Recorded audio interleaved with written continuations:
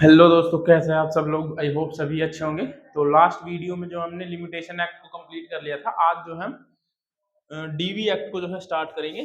इसको मैंने सुबह ही वीडियो बनाई थी, लेकिन वो वीडियो 4K में अपलोड हो गई थी और वो अपलोड ही नहीं हो पा रही। सच बताऊं तो वो थी तकरीबन तकरीबन 20 से 25 जीबी की वीडियो, और वो अपलोड नहीं हो रही सुबह से। अभी भी मैंने फ़ोन से अभी अभी डिलीट किया है। सोचा सुबह से कोशिश कर रहा हूँ अपलोड करने की। इससे अच्छा मैं एक वीडियो और बनाता हूँ और उसको नॉर्मल कैमरे से बना लूँगा, क्योंकि अब की बार ये नहीं करनी। मैंने ज़्यादा एचडी के चक्कर में क्या किया, वो 4K में उसको बना दिया। अब वो अपलोड नहीं हो रही यूट्यूब पर। इतना फास्ट डाटा है नहीं। 5G की कवरेज भी कितना होता है। हालांकि वाईफाई भी है, बट वाईफाई में भी इतनी स्पीड आती है 2-3 MB की। अपलोडिंग तो इतनी ही है। तो लास्ट वीडियो में हमने जो है क्या कंप्लीट कर लिया था, लास्ट में हमने किया था लिमिटेशन एक्ट। आज हम स्टार्ट करेंगे डीवी एक्ट का। ठीक है, DV act, domestic violence act 2005, इसको स्टार्ट करेंगे। जो कि जिसमें तकरीबन तकरीबन 37 सेक्शन और 5 चैप्टर्स हैं। इसमें इसमें कितने हैं देखो। सबसे पहले एग्जाम के पॉइंट ऑफ व्यू से क्या देखना होता है, एक्ट नंबर। ठीक है, जो प्री में पूछे जाते हैं उन चीजों का जो है जानना बहुत जरूरी है। क्या क्या चीजें देखो, एक्ट नंबर क्या है, इसका मोटिव क्या है, मोटिव या फिर ऑब्जेक्टिव। ठीक है, उसके बाद में इसमें सेक्शन कितने हैं या फिर इसमें शेड्यूल कितने हैं। उसके बाद इसमें चैप्टर कितने हैं और कौन सा चैप्टर कहां से कहां तक है। ठीक है, तो इसमें क्या है इसका एक्ट नंबर। इसका एक्ट नंबर है 43 का ऑफ 2005। ठीक है, ये मैं प्री के हिसाब से बता रहा हूँ जो एग्जाम में पूछ लिए जाते हैं। इसका ऑब्जेक्टिव क्या है, इसका ऑब्जेक्टिव ये है कि जो घरेलू महिलाएं हैं उनके खिलाफ जो हिंसा होती है उसको रोकने के लिए डीवी एक्ट का प्रावधान किया गया है, जिसमें कि ये कहता है कि कोई भी कुटुंब में रहने वाली महिला जो कि घरेलू नातेदारी में रह रही है, उसके साथ कोई हिंसा होती है, तो वो जो है उसके खिलाफ जो है डीवी एक्ट के तहत कंप्लेन फाइल कर सकती है। इसका मोटिव ही ये है घरेलू हिंसाओं को कम करना और महिलाओं के राइट्स को जो है प्रोटेक्ट करना। तो इसका मोटिव क्या है, protect women rights.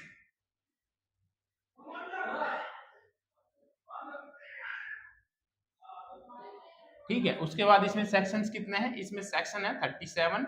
Now chapter है इसमें 5। ठीक है, तो 5 कौन कौन से चैप्टर है, कहां से कहां तक है। पहला है चैप्टर नंबर 1 प्रिलिमिनरी, जो कि सेक्शन 1 से लेकर के 2 तक है।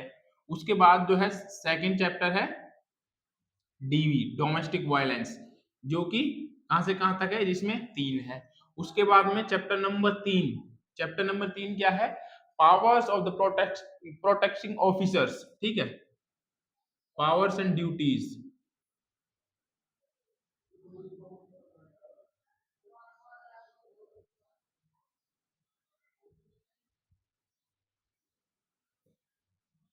ये कहां से कहां तक है, 4 से लेकर के 11 तक। उसके बाद में चैप्टर नंबर 4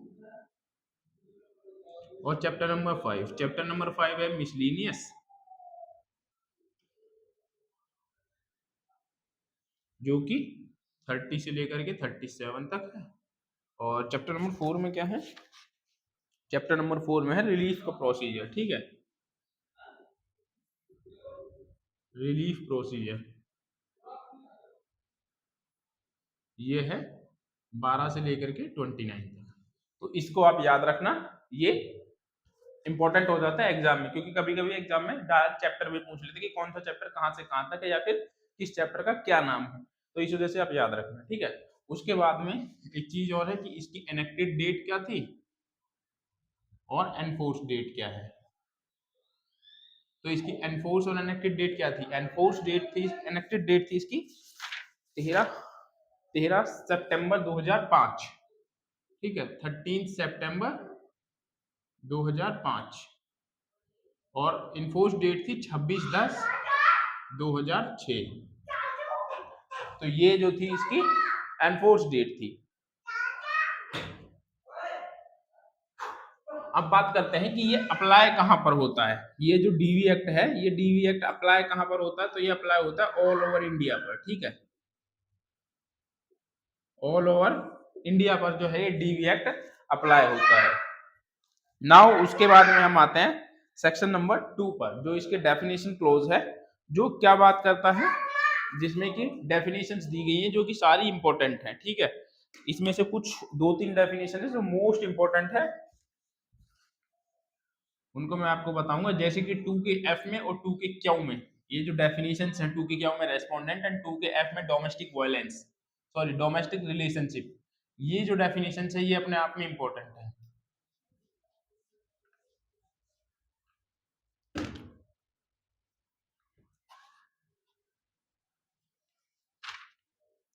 तो अब आते हैं हम सेक्शन नंबर 2, डेफिनेशन क्लोज। तो जल्दी जल्दी करेंगे इसको, ठीक है, क्योंकि ऐसा कुछ है नहीं जो एक बार में समझ में ना आए। और पिछले वीडियो में हमने ज़्यादा टाइम ले लिया था, तो ज़्यादा टाइम जब लेते हैं तो लोग वीडियो वैसे भी नहीं देखते, उनको लगता है कि पता नहीं क्या ही है, इतना टाइम लगा दिया। लोगों को वीडियोस वो चाहिए जिसमें सिर्फ एक वीडियो देखो और पूरा डीवी एक्ट कंप्लीट, 40-50 मिनट, 1 घंटे 1.5 घंटे की वीडियो देख करके पूरा डीवी कंप्लीट, जबकि ऐसा नहीं होता है, ठीक है। अब आते हैं हम 2A पर। 2A क्या कहता है, एग्रीव्ड पर्सन की बात करता है 2A। एग्रीव्ड पर्सन हिंदी में बोलते हैं व्यथित व्यक्ति। तो who is aggrieved person means any woman who is or has been in a domestic relationship with the respondent. ऐसी महिला से अभिप्राय है जो कि किसी रेस्पोंडेंट मीन्स प्रार्थी प्रतिप्रार्थी के साथ में जो है क्या है, घरेलू नातेदारी में जो रह रही है, who alleged to have been subjected to any act of domestic violence by the respondent, और वो जो है रेस्पोंडेंट पर प्रत्यार्थी पर यह आरोप लगाती है कि उसने जो है मेरे साथ में क्या किया है, घरेलू हिंसा की है, तब जो है उसको बोलते हैं, जिसके साथ में जो हिंसा हुई है उसको बोलते हैं एग्रीव्ड पर्सन या फिर व्यथित व्यक्ति, ठीक है। ऐसी कोई महिला जो प्रत्यार्थी के साथ घरेलू, देखो ऐसी महिला जो पहला प्रत्यार्थी के साथ घरेलू नातेदारी में हो,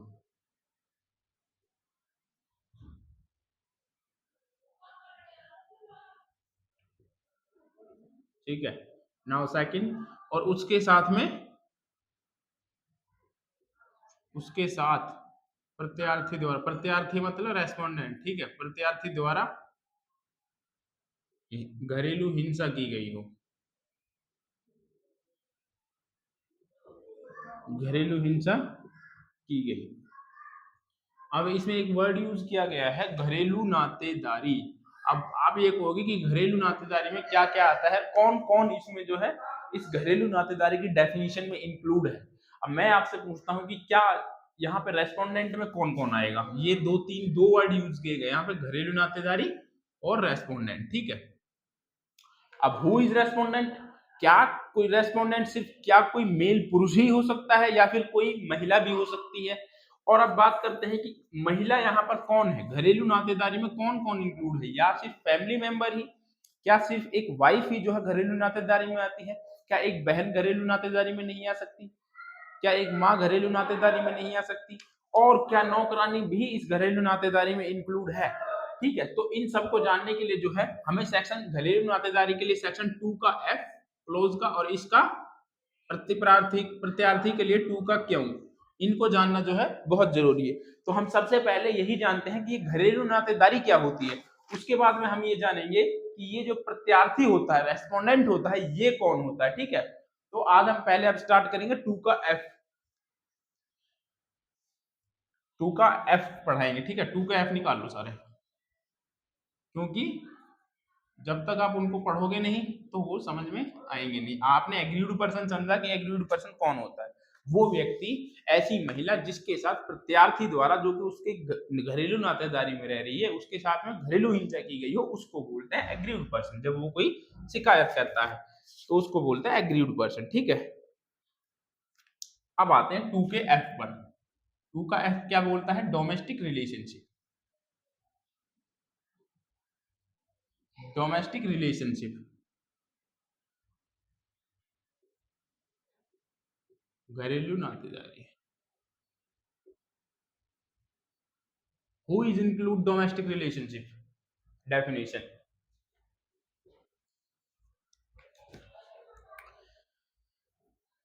तो टू का एफ पढ़ेंगे, देखिए, means a relationship between two person who live or have at any point of time. तो ये कहता है कि दो व्यक्ति जो कि एक साथ जो है साझी गृहस्थी में रहते हो या रहे हो। ठीक है, क्या कहता है? पहली बात कहता है to persons living together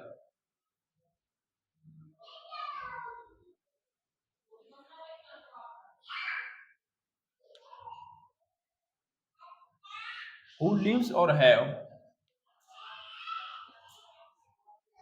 who lives or have, ठीक है, जो कि एक साथ रहे हो या रह रहे हो eight any point of time, किसी भी समय, eight any point of time. ठीक है,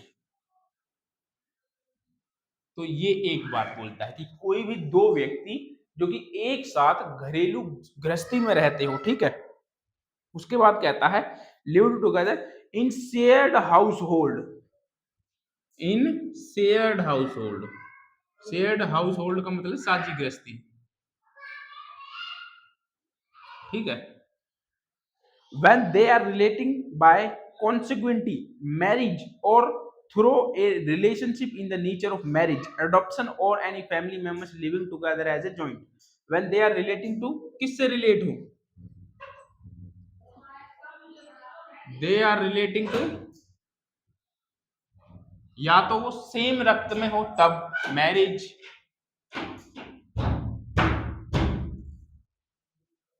कॉन्संग्युइटी,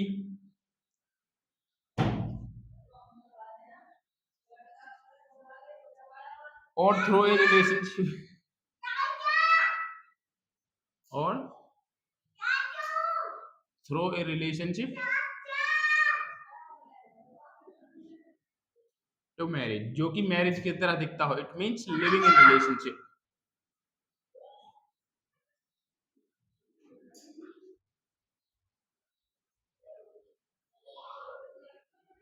it means living in relationship. ठीक है, मतलब कि, और एक और बात कहता है कि या फिर वो अविभक्त कुटुंब के सदस्य हो या फिर वो एचयूएफ के मेंबर्स हो। ठीक है, एचयूएफ के फैमिली मेंबर्स हो। तो ये दो तीन बातें ये बोलता है। अब इसको सिंपल वे में समझिए कि क्या कहता है कि घरेलू नातेदारी क्या है। घरेलू नातेदारी वो है जिसमें कोई भी दो व्यक्ति जो है साझी गृहस्थी में, इट मींस एक घर में जो है साझे रूप से रह रहे हैं। अब उसमें कौन कौन इंक्लूड हो सकता है? समरक्तता, मतलब कि जो सेम रक्त में है, मतलब भाई बहन माता पिता ये सब जो है सेम रक्त में आते हैं। तो या तो ये दो या दो से ज्यादा व्यक्ति एक साथ रह रहे हो, या फिर बाय मैरिज जिन्होंने शादी करके जो आए हैं, इट मींस हस्बैंड और वाइफ। उसके बाद कहता है या फिर लिविंग इन रिलेशनशिप के नेचर में रहने वाले व्यक्ति और एक या अविभक्त कुटुंब के सदस्य या फिर जो एचयूएफ के फैमिली मेंबर्स होते हैं वो सब।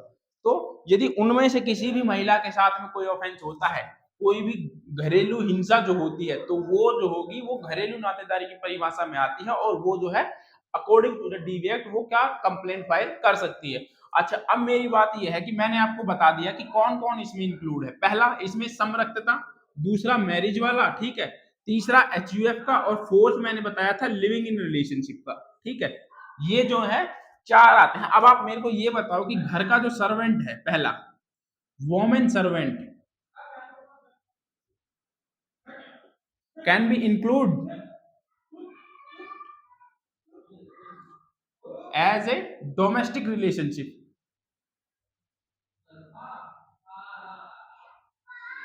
डोमेस्टिक रिलेशनशिप डेफिनेशन बताओ कि क्या उसको जो है, तो क्या एक नौकरानी को जो है क्या डोमेस्टिक रिलेशनशिप की परिभाषा में वो आती है? तो वो जो है इसमें नहीं आती, नो। ठीक है, कोई भी नौकरानी जो है वो डोमेस्टिक रिलेशनशिप की परिभाषा में नहीं आती है, इस चीज को याद रखना। अच्छा, अब एक बात बताओ कि लिविंग इन रिलेशनशिप में इसमें नहीं लिखा हुआ लेकिन मैंने लिखा है, आप मेरे को बताना कि लिविंग रिलेशनशिप क्या जो है इसमें आता है, क्योंकि इसमें बेरक्ट में जब आप पढ़ोगे तो इसमें तो नहीं लिखा है, लेकिन मैंने आपके नोट्स बनाने के लिए लिविंग रिलेशनशिप लिखा है। ठीक है, अब आप मेरे को बताओ कि क्या लिविंग इन रिलेशनशिप इसमें आता है, और आता है तो क्यों आता है?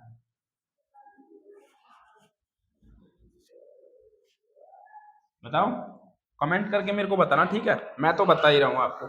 एक केस था जिसमें सुप्रीम कोर्ट ने ये कहा था कि लिविंग में रहने वाले व्यक्ति भी कुछ कंडीशंस को यदि वो फॉलो अप करते हैं तो वो भी जो है क्या है, वो भी घरेलू नातेदारी की परिभाषा में आ सकते हैं, और वो भी वोमेन चाहे उसके साथ यदि हिंसा होती है तो वो भी डीवी एक्ट में कंप्लेंट फाइल कर सकती है। अब बात ये आती है कि किस केस में सुप्रीम कोर्ट ने ऐसा कहा था और कौन सी वो कंडीशंस लगाई थी जिनसे हमें ये पता चलेगा कि ये जो व्यक्ति है ये डोमेस्टिक रिलेशनशिप की परिभाषा में फॉल करते हैं।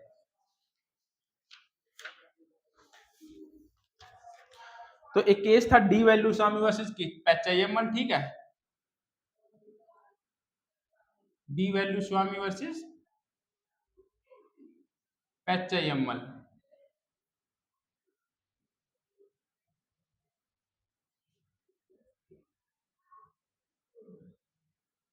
डी वैल्यू स्वामी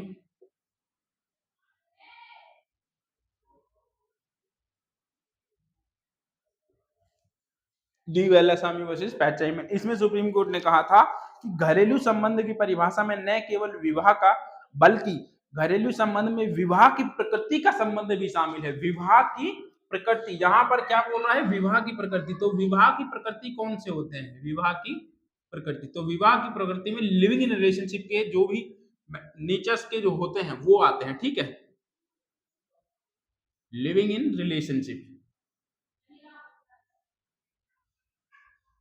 तो विवाह की प्रकृति में कौन चाहता है? Living in relationship. आगे सुप्रीम कोर्ट कहता है कि विवाह की प्रकृति के संबंध में relationship of nature of marriage को सुप्रीम कोर्ट ने समझाया कि लिविंग इन रिलेशनशिप शादी की प्रकृति के रिश्ते के बराबर होते हैं यदि वो कुछ कंडीशंस को फॉलो अप करते हैं। तो कब जो है, कौन सी कंडीशंस फॉलो अप करने पर जो लिविंग में रहने वाले कपल्स हैं उनको जो है घरेलू नातेदारी में माना जाएगा? पहली कंडीशंस तो ये थी कि दोनों जो है क्या होने चाहिए? कानूनी उम्र होनी चाहिए उनकी, ठीक है? कानूनी उम्र हो। दूसरी कंडीशन ये थी कि वो समाज में अपने आप को ऐसे शो करके रह रहे हो कि जैसे वो दोनों हस्बैंड वाइफ है, ठीक है? समाज में दोनों पति पत्नी के रूप में हो।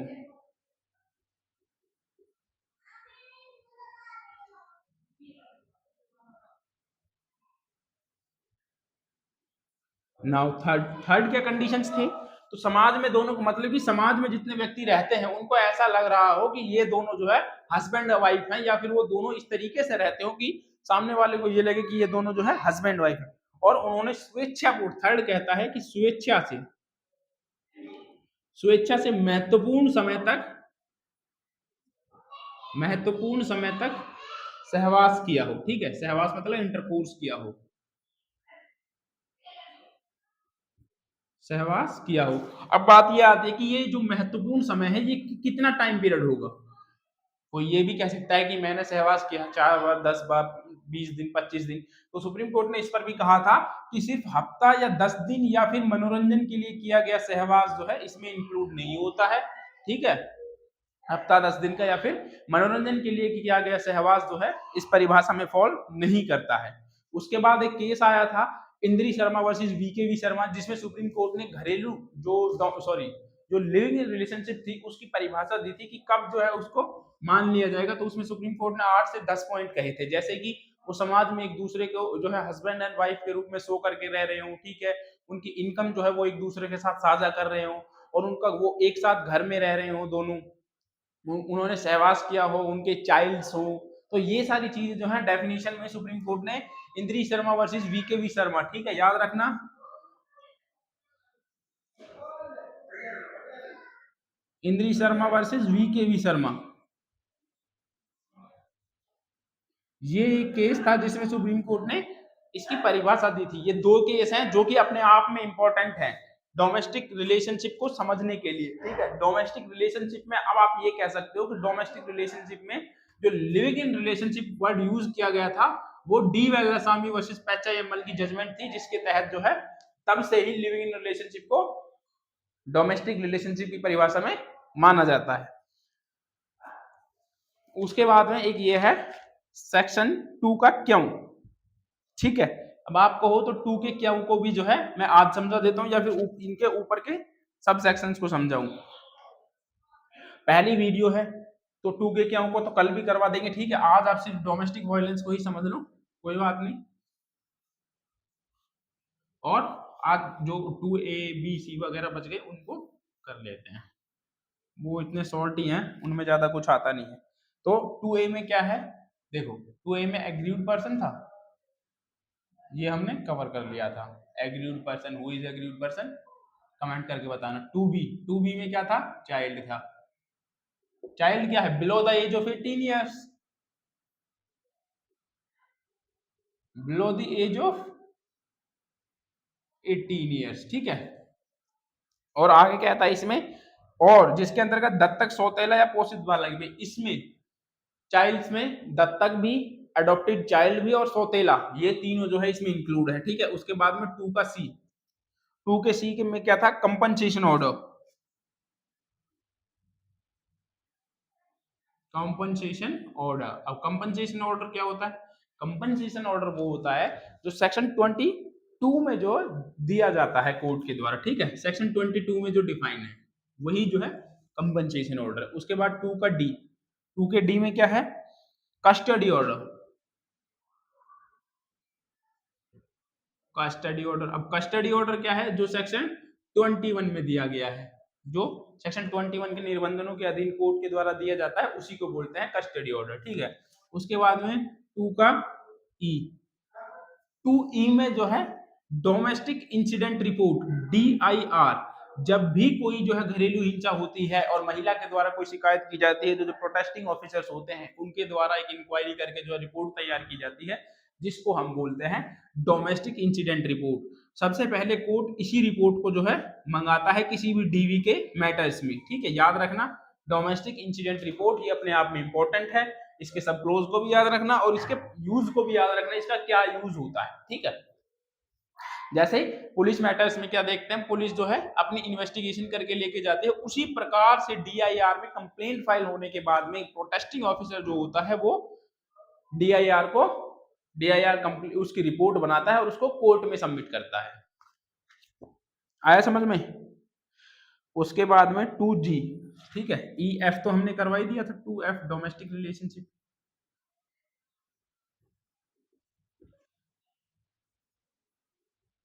डोमेस्टिक रिलेशनशिप, अब आते हैं 2FG।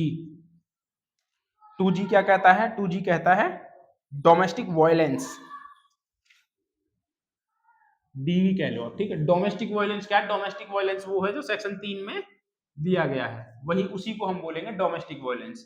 2G के बाद में 2H, यहां देखेंगे 2H में क्या दे रखा है, 2H में दे रखा है डोरी। तेज इसलिए करवा रहा हूं क्योंकि इनमें कुछ भी नहीं है, बिल्कुल सिंपल है, ठीक है। Shall the same meaning of the remaining assign in section 2 of the dowry probation act 1961। तो डोरी का मतलब सेम माना जाएगा जो कि 1961 के सेक्शन 2 की जो डेफिनेशन में जो दिया गया है उसी को यहाँ पर जो है डोरी माना जाएगा, वही को उसी को दहेज की परिभाषा में उसे ही शामिल किया जाएगा। तो आज के लिए इतना ही दोस्तों, आई होप आपको जो है समझ में आया होगा, है ना। पहली वीडियो है ये डीवी एक्ट की। उसके बाद में आज तो शाम को बना नहीं पाया क्योंकि सुबह जो वीडियो बनाई थी वो अपलोड नहीं हुई, और अब शाम को दोबारा से यही वीडियो बनानी पड़ रही है। तो कल से जो होगी प्रोबेशन एक्ट की भी कंप्लीट वीडियो आएगी, आपको टेंशन ना लें, जल्दी से जल्दी जो है इनको खत्म कर देंगे, ठीक है। अब मिलते हैं नेक्स्ट वीडियो में दोस्तों, thank you, bye bye, take care. पढ़ना मत भूलना, कुछ भी कर लेना।